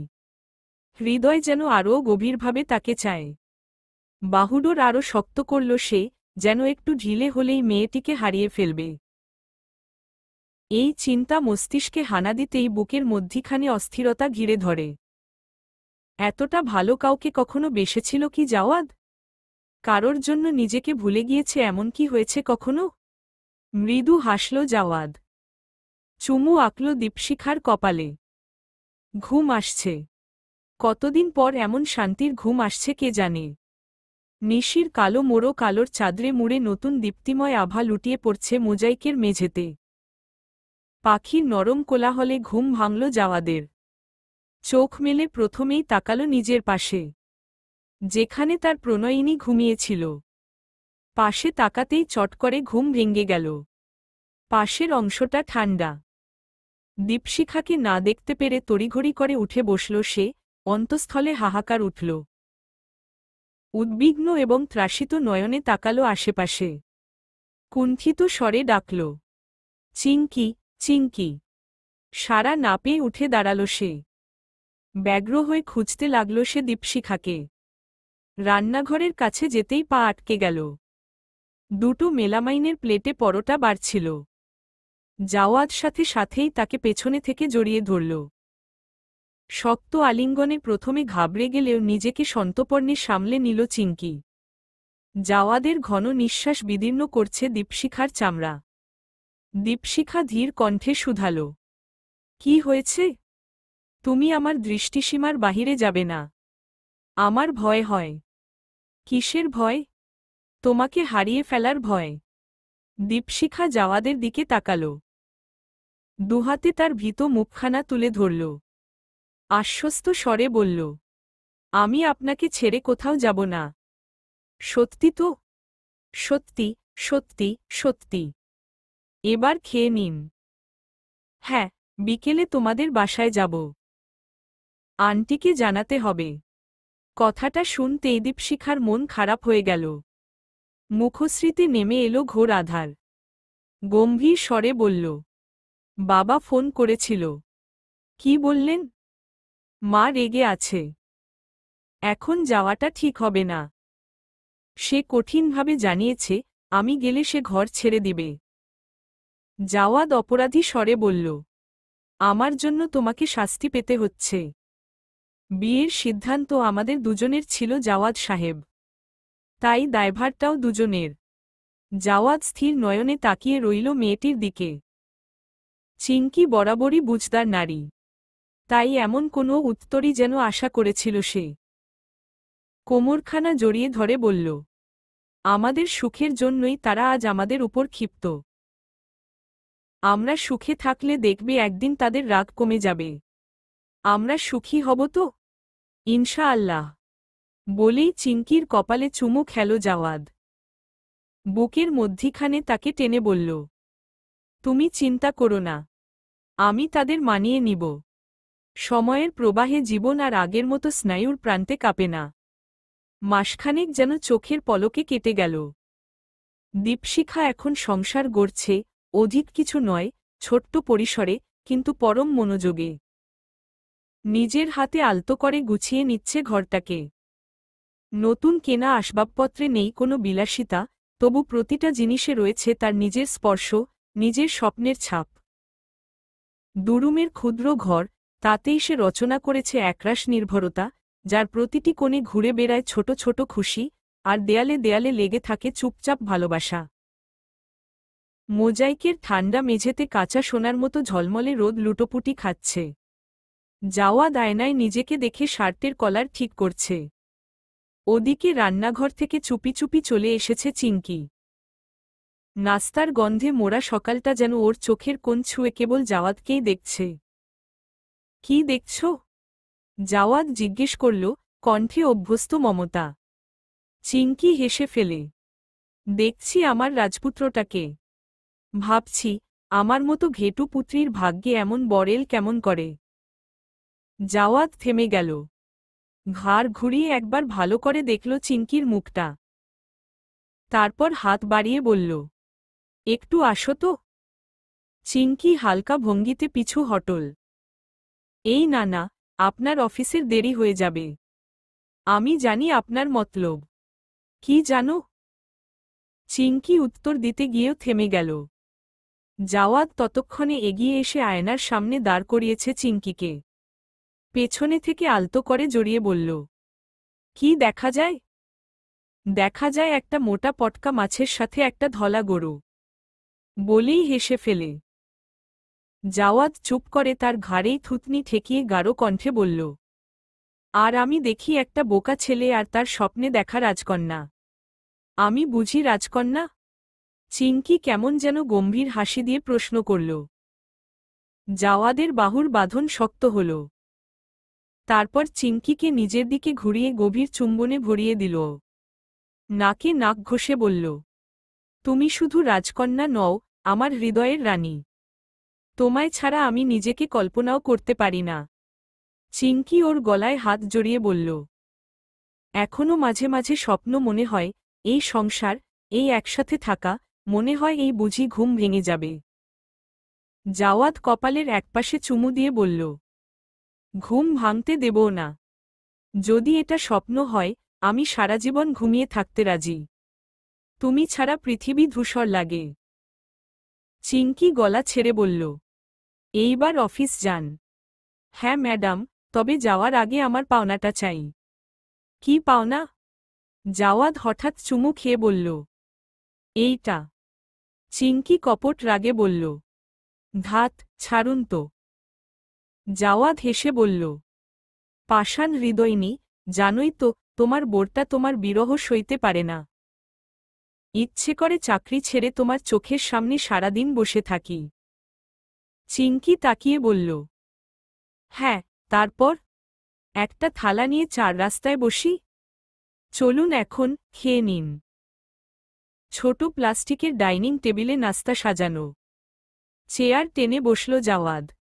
নাস্তা খেতে খেতে জাওয়াদ বলল, আমাদের বিয়ের 1 মাস হতে চলল, তুমি আমাকে তুমি কবে বলবে?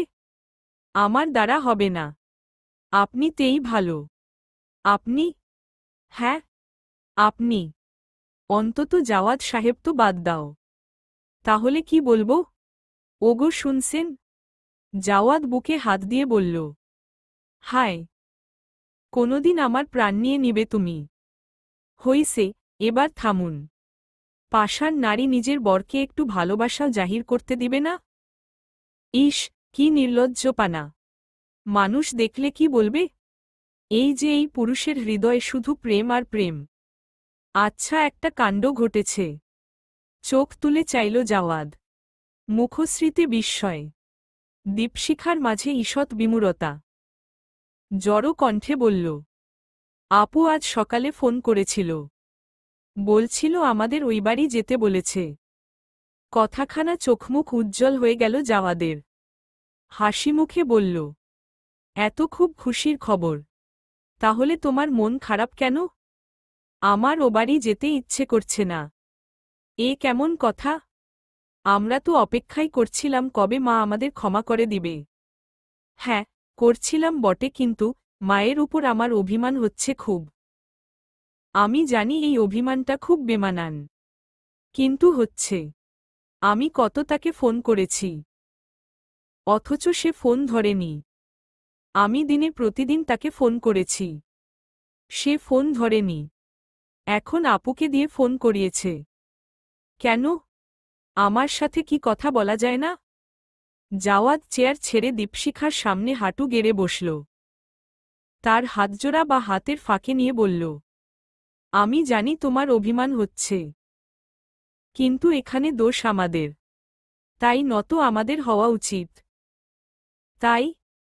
হু। তাহলে আমার বাড়ি যাবার পর আমরা আমার শ্বশুরবাড়ি যাব। শ্বশুরবাড়ি মানে? বাবা অসুস্থ।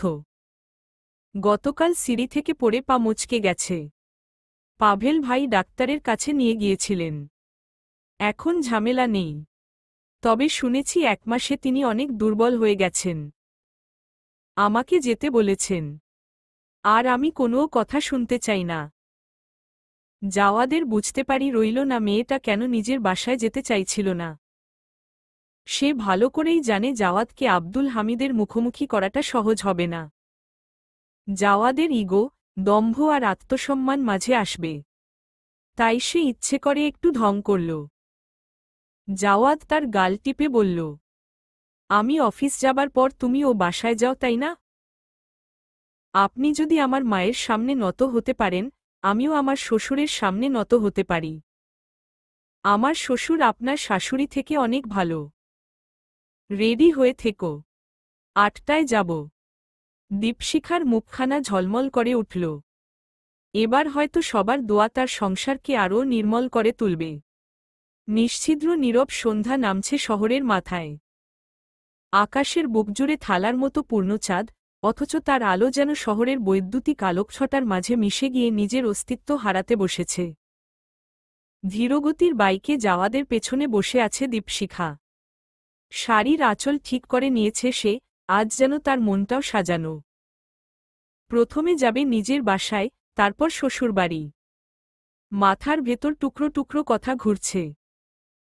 এই 1 মাসের বাসা ছেড়ে দিতে হবে, হয়তো। এই বাসাটা তো কেবল ইট পাথরের নয়। এর প্রতিটা দেয়ালে তাদের দাম্পত্যের প্রথম প্রেম গন্ধ মাখানো। এই ঘরে জেগেছিল প্রথম প্রণয়ের সংকেত, এই বারান্দাতেই ছিল বহু বিকেলের হাসিমাখা কথা। তবু দীপশিখার মনে ক্ষীণ মাত্রারও দুঃখ নেই। কারণ প্রতিটা শেষের মধ্যেই তো লুকিয়ে থাকে নতুন শুরুর আভাস। জাওয়াদের কোমর আলতো আঁকড়ে ধরে আছে সে। 4 রাস্তার মোড়ে এসে বাইক থেমেছে। সিগন্যাল বদলাচ্ছে না। সামনে লাল আলোটা সময় নিয়ে দাঁড়িয়ে আছে। পুলিশ সতর্কভাবে গাড়িতে দিক নির্দেশনা দিচ্ছেন। চারপাশে লোকজনের হাড্ডাহুড্ডি, সবাই যার যার বাড়ির পথে। তবে দীপশিখার মন শহরের কোলাহলের ধার ঘেঁষছে না। জাওয়াদের বলিষ্ঠ পিঠে কপাল ঠেকিয়ে, গলার ভেতরে একটা চাপা দীর্ঘশ্বাস নামিয়ে বলল সে, শুনুন, বাবা রাগারাগি করলে কিন্তু আপনি কিছু বলবেন না। জাওয়াদ হেসে বলল, হু। দীপশিখা কড়া গলায় বলল, এই হুতে হবে না, ভালো করে বলুন। আজ্ঞে ম্যাডাম, আমি একদম চুপ করে থাকব। এক মুহূর্তের নীরবতা। তারপর দীপশিখা স্বীকার করল নরম গলায়, আজ খুব আনন্দ লাগছে জানেন। মনে হচ্ছে এর চেয়ে বেশি কিছু চাইবার নেই আমার জীবনে। জাওয়াদ হাসল। চিঙ্কির কথা শুনে তার মনে হল এক প্রবীণ বৃদ্ধা যেন তার জীবনের সব প্রাপ্তির পরে প্রশান্ত নিঃশ্বাস ফেলছে। সিগন্যাল এখনও ছুটেনি। সে দীপশিখার হাত দুটো নিজের হাতে নিয়ে নরম গলায় বলল, শোনো পাগলি মেয়ে, আমাদের পথটা তো মাত্র শুরু হল। এখনই বুড়ো মানুষের মতো এমন কথা বলো না। দীপশিখা নিঃশব্দে হাসল। জাওয়াদ বুঝবে না। জীবন থেকে কখনো খুব বেশি কিছু চাইবার ছিল না তার। সে স্বল্পতেই সুখী ধরনের নারী। তাই আজ যখন তার ঝুলির সব ইচ্ছেগুলোর উপর ঠিক চিহ্ন পড়ছে তখন আর নতুন করে উচ্চাকাঙ্ক্ষা হচ্ছে না। তার মনে হচ্ছে আর কিছু পাওয়ার নেই। সৃষ্টিকর্তা তার মতো নারীকে দুহাত ভরে সুখ দিয়েছে যেন। সিগন্যাল ছেড়েছে। জাওয়াদ বাইকে স্টার্ট দিল। ঠিক তখনই কোথা থেকে একটি পিকআপের আকস্মিক ধাক্কায় পিষে গেল জাওয়াদের বাইক। আকস্মিক ঘটনা বুঝতে না বুঝতেই 4 রাস্তার এক কোণায় ছিটকে পড়ল জাওয়াদ। হাত ছিলে গেল। মাথায় চামড়া চিরে টকটকে রক্ত গড়িয়ে পড়ল। বাইকখানা দুমড়ে মুচড়ে গেল মুহূর্তেই। 5 লক্ষ টাকার বাইকের অস্তিত্ব যেন বিলীন হয়ে গেল। জাওয়াদ নিজের হাঁটুর থেতলে যাওয়া মাংসটা দেখল। তার মাথাটা ভার হয়ে গেছে। অব্যক্ত যন্ত্রণা হচ্ছে শরীরে। নিঃশ্বাস নিতে কষ্ট হচ্ছে। লোকজনের ছোটাছুটি বাড়ল। ট্রাফিক পুলিশ ছুটে এলো। মানুষ ধরাধরি করে তুলল জাওয়াদকে। যখন শূন্য মস্তিষ্ক তার ভারসাম্য ফিরে পেল তখন পা খুঁড়িয়ে খুঁড়িয়ে এগিয়ে গেল সে বাইকের কাছে। অস্পষ্ট স্বরে গঙ্গাল, চিঙ্কি, চিঙ্কি। বাইকের কাছটায় আসতেই থমকে গেল জাওয়াদের পৃথিবী। অসাড় হয়ে গেল যেন হাত পা। শারীরিক যন্ত্রণা তাকে কাবু করছে না। তার দৃষ্টি ভিজে এলো। অসহায়ের মতো এগিয়ে গেল নিথর রক্তস্নাত দেহটির কাছে। নীল শাড়িটা ভিজে আছে রক্তে। হেলমেটটা ভেঙে গেছে। মাথার একাংশ থেকে মগজ বেরিয়ে গেছে। নিথর শান্ত প্রেয়সীর সাড়া নেই। ঘোলাটে দৃষ্টি আরও ঘোলাটে হল জাওয়াদের। থমথমে স্বরে আবার ডাকল, চিঙ্কি। কোনো সাড়া নেই। জাওয়াদের পুরো পৃথিবীটা মুহূর্তেই বেরঙ্গ হয়ে গেল। বুকের ভেতর শুরু হল তীব্র হাহাকার। নিঃশ্বাস নিতে পারছে না সে। পিছঢালা রাস্তায় তার পৃথিবীকে নিঃশেষ হতে দেখছে যেন। কি করবে? মস্তিষ্ক শূন্য হয়ে আছে। চিঙ্কির রক্তস্নাত দেহটাকে জড়িয়ে হাহাকার করে উঠল, চিঙ্কি, উঠো না, উঠো না। হাসপাতালের প্লাস্টিকের চেয়ারে শূন্য বিমূঢ় বসে আছে জাওয়াদ। তার মাঝে কোনো উত্তাপ নেই। নিথর যেন সে। পুলিশের ফোন পেতেই পাভেল, আব্দুল হামিদ, নিরুপমা, মোস্তাফা ছুটে এলেন। জাওয়াদের হাতের মাংস উঠে গেছে। মাথায় আঘাত পেয়েছে। অথচ সে নির্বিকার। নিরুপমা কিছু শুধাতে পারলেন না। জাওয়াদ শুধু ফ্যালফ্যালিয়ে তাকিয়ে রয়েছে। এর মধ্যেই ইমার্জেন্সি থেকে ডাক্তার বেরিয়ে এলেন। তার মুখখানা থমথমে। দুঃখিত স্বরে জানালেন, শি ইজ নো মোর। সাথে সাথেই ভারী হয়ে গেল পারিপার্শ্বিক। হাহাকার গুঞ্জল। মোস্তফা সাহেব বসে পড়লেন। নিরুপমা হাউমাউ করে উঠল। জাওয়াদ এখনও ফ্যালফ্যাল করে চেয়ে রয়েছে। তার মনে হচ্ছে উত্তপ্ত কয়লা যেন ভেতরে জ্বালিয়ে পুড়িয়ে দিচ্ছে। হৃদয়ের ভেতরের ঝড় সব লণ্ডভণ্ড করে দিচ্ছে। ধারালো কোনো ছুরি তার গলায় কেউ বসিয়ে দিয়েছে। স্বর জড়িয়ে বলল, আপনারা ঠিকমতো চিকিৎসা করেননি। আমি চিঙ্কিকে অন্য কোথাও নিয়ে যাব। She is dead. আপনি বেশি বুঝেন। ও বলেছে ও আমাকে ছেড়ে কোথাও যাবে না। আর্তনাদ করে উঠল জাওয়াদ। পাগলের মতো প্রলাপ করতে লাগল সে। পাভেল, অন্য হসপিটালে চল। দেরি করা যাবে না। চিঙ্কি খুব কষ্ট পাচ্ছে। ওর মাথার অপারেশন করতে হবে। পাভেল বন্ধুর দিকে তাকিয়ে রইল। কি করে বোঝাবে এই পাগলকে? এত কষ্টের পরে যে প্রেয়সীকে সে পেয়েছে, সেই প্রেয়সীর মৃত্যু সে কি করে মেনে নিবে? পাভেল তাও কঠিন স্বরে বলল, ও আর নেই জাওয়াদ। এরা কিছু জানে না। যেয়ে দেখ ঘুষ খেয়ে ডাক্তার হয়েছে। জাওয়াদ। চিৎকার করে উঠল পাভেল। কান্নামিশ্রিত স্বরে বলল, চিঙ্কি আর নেই। জাওয়াদ ধপ করে বসে পড়ল। তার পৃথিবীটা যেন সরে গেছে। মস্তিষ্ক কাজ করছে না। মনে হচ্ছে সবকিছু শেষ হয়ে গেছে যেন। সব আসলেই শেষ হয়ে গেছে। দীপশিখাকে শ্বশুরবাড়ি আনাতো হল কিন্তু সাদা কাফনের কাপড়ে মুড়ে। নতুন বধূকে আব্দুল হামিদ সাহেব বরণ করলেন কিন্তু সে কেবলই লাশ। নিরুপমাকে হাই ডোজের মেডিসিন দিয়ে ঘুম পাড়িয়ে রাখা হল। জাওয়াদ নিজ হাতেই সবটা করল। তার চোখ পাথর হয়ে আছে। সে যেন জড় পদার্থ। অনুভূতি শূন্য একটা জড় পদার্থ। দীপশিখার শান্ত মুখখানা অনেকটা সময় দেখল সে। এই ঘুমন্ত মুখখানার দিকে রাত রাতভর তাকিয়ে থাকত সে। অথচ এই মুখখানা আর দেখা হবে না। তার জীবনে প্রেম তো এলো কিন্তু এত ক্ষণিকের জন্য যে তাকে সম্পূর্ণ শূন্য করে দিল। দীপশিখাকে কবর দিয়ে জাওয়াদ নিজ বাড়িতে গেল। এই বাড়িটার প্রতিটি দেওয়ালে জুড়ে রয়েছে দীপশিখার স্মৃতি। আজ সকালেই তারা নিজেদের একমাসের বৈবাহিক জীবনের আলাপ করছিল। অথচ এখন ঘরখানা ফাঁকা। দীপশিখার বাসার পরনের জামাটাতে এখনও তার গন্ধ লেগে আছে। অথচ মানুষটি নেই। জাওয়াদ ঘুমোতে চাইল। অন্তত স্বপ্নে সে তার রাজকন্যাকে দেখতে পারবে। কিন্তু কিছুতেই যেন ঘুমোতে পারছে না। ঘুম আসছে না।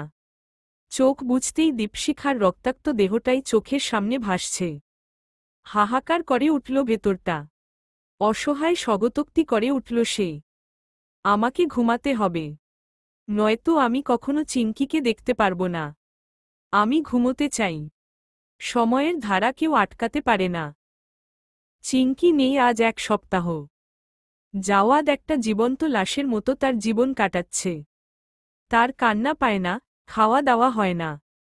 কত রাত জেগে থাকে তার ঠিক নেই। ঘুমোতে গেলেই চিঙ্কির রক্তাক্ত দেহ তার চোখের সম্মুখে ভাসে। পাভেল জোর করে তাকে নিজের বাড়িতে নিয়ে গিয়েছে। সবাই তার এমন অবস্থাতে শঙ্কিত। জ্যোতি রাতে বারবার ভাইকে দেখে। পাভেল এসে তাকে বোঝানোর চেষ্টা করে, কিন্তু কিছুই যেন হচ্ছে না। হবেও না হয়তো। জাওয়াদ শুধু ঘুমাতে চাই, শান্তির ঘুম, যে ঘুমে তার স্বপ্নের রাজকন্যা তাকে দেখা দিবে। তার বদ্ধ ধারণা চিঙ্কিকে সে দেখতে পাবে, ঘুমালেই দেখিতে পাবে। গভীর রাত, ঝিঝিপোকার ডাক শোনা যাচ্ছে। জাওয়াদের নির্ঘুম চোখ চাঁদের দিকে তাকিয়ে রয়েছে। এমন এক নির্মল জ্যোৎস্নাতে চিঙ্কির তার বুকে মাথা রেখে বলেছিল, জাওয়াদ সাহেব, আপনি আমাকে এতটা ভালোবাসেন কেন? আমি জানি না। জানি না বলে কোনো কথা আছে? আছে হয়তো। আচ্ছা, ধরুন আমি যদি কখনো না থাকি, আপনার কষ্ট হবে? আমি হয়তো নিঃশ্বাস নেওয়াই ভুলে যাব। এগুলো কাব্যিক কথা, সত্যি বলছি। চিঙ্কি সেদিন পাত্তা দেয়নি, অথচ সত্যি জাওয়াদ বেঁচে আছে। হ্যাঁ, এই বেঁচে থাকা ঠিক বেঁচে থাকা নয়। সারাক্ষণ ভেতরে ভেতরে মরছে সে, কিন্তু কাউকে বোঝানোর ক্ষমতা নেই। চিঙ্কির গন্ধ মিলিয়ে গেছে, স্মৃতিগুলো ঝাপসা হয়ে যাচ্ছে, অথচ এই নারীকে জড়িয়ে সে ঘুমিয়েছে। বারান্দা থেকে শ্রান্ত পায়ে সে নিজের ঘরে গেল। আজ ডাক্তারের কাছে পাভেল নিয়ে গিয়েছিল। ডাক্তার ঔষধ দিয়েছে, ঘুমের ঔষধ, প্রতি রাতে একটা। কিন্তু জাওয়াদের ধারণা একটাতে কাজ হবে না। সে 3 পাতা ঔষধ হাতে নিল, ঠান্ডা পানি দিয়ে তা খেল। ঘুম আসছে। মিনিট 10 মধ্যেই চোখ ভারী হয়ে গেছে। সে বিছানায় শুয়ে পড়ল। বুকের মধ্যিখানে চিঙ্কির নীল ওড়নাটা জড়িয়ে রেখেছে শক্ত করে। এই তো সে ঘুমিয়ে গিয়েছে। একটু পরে দেখল চাঁদের রূপালি আলোয় ঝলমল করছে পৃথিবী। চিঙ্কি একটি নীল শাড়ি পরে দাঁড়িয়ে আছে। কতদিন পর দেখছে তাকে। মসৃণ ত্বকে চাঁদের আলো খেলা করছে। তাকে এতটা স্নিগ্ধ লাগছে যেন অন্য জগতের মানবী সে। চিঙ্কি রিনঝিনে কণ্ঠে বলল, আবার আমাকে স্বপ্নে দেখছেন জাওয়াদ সাহেব? এখন কিন্তু আবার আপনার জীবনে খারাপ দিন শুরু হবে। তখন কিন্তু আমার দোষ নেই। জাওয়াদ এগিয়ে গেল, ছুল তার গাল, আঙ্গুল বুলিয়ে গাঢ় স্বরে বলল, আমার কোনো আফসোস নেই, বরং আজ আমার খুব আনন্দ হচ্ছে। আমি আবার আমার রাজকন্যাকে দেখছি। আমি বুঝি রাজকন্যা? হ্যাঁ, আমার স্বপ্নে দেখা রাজকন্যা। চাঁদের আলো গাঢ় হল।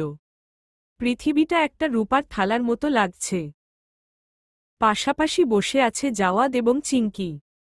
তাদের কত কথা জমে আছে। কতটা দিন, কতটা ঘণ্টা তারা কথা বলে না। কথা ঝুলির মাঝে হাসির গুঞ্জন উঠছে। চিঙ্কি হাসছে, আর জাওয়াদ বোকার মতো দেখছে তার রাজকন্যাকে। শ্রোতা বন্ধুরা, গল্পটি শুনে আপনাদের কেমন লাগলো অবশ্যই কমেন্ট করে জানিয়ে দিবেন। আর নতুন নতুন গল্প পেতে আমাদের চ্যানেলের সাথেই থাকুন। গল্প শুনুন আর গল্পকেন্দ্রিক জীবন গড়ে তুলুন। সকলে ভালো থাকবেন, সুস্থ থাকবেন। দেখা হবে পরবর্তী কোনো গল্পে। আল্লাহ হাফেজ।